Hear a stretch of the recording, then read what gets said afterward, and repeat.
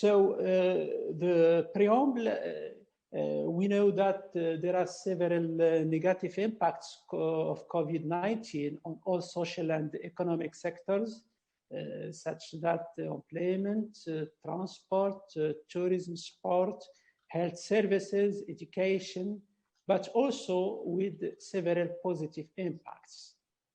For example, wide integration and use of digital technology in education, especially in higher education, a new wave of digital tools and software. So it is interesting to analyze all these impacts and to look for opportunities to develop distance education.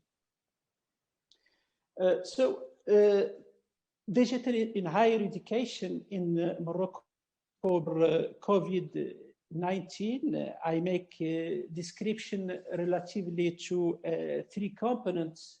The first one is visions and strategies, and second is initiatives at national level, and after the third component, initiatives at institutional level.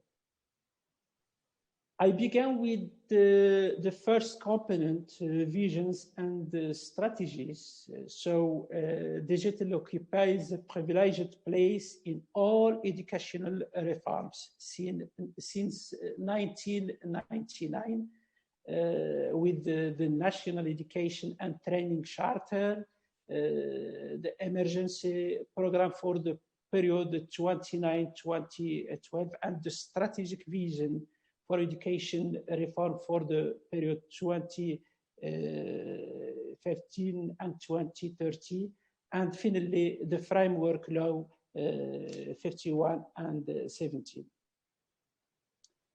For example, for this law, the framework law in Article 33, this article stipulates the need of or to strengthen the integration of information and communication technologies, and to produce digital resources and to develop distance education, considered as complementary to face-to-face education.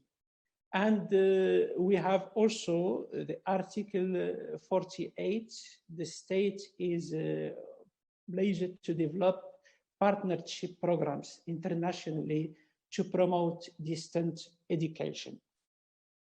Now, the second component, initiatives at national levels. There is development of national plans. The first one, the Morocco Digital 2013 plan. Higher education was affected by this plan via one program which is called INJAZ, which enabled students to acquire broadband internet access or on laptop. And the second plan, the Morocco Digital 2020, which projects to accelerate digital transformation and to reduce the digital divide.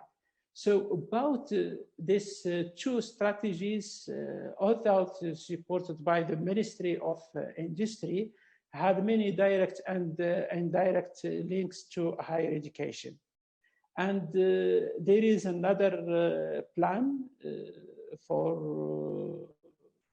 of the Ministry of Higher Education for the period 2017-2022, the establishment of an unified and generalized information system and the establishment of the basis of e-learning. The third component, many initiatives have been launched by institutions. For example, development of MOOCs, the creation of e-learning centers in universities, and investments in digital equipment and recording studios.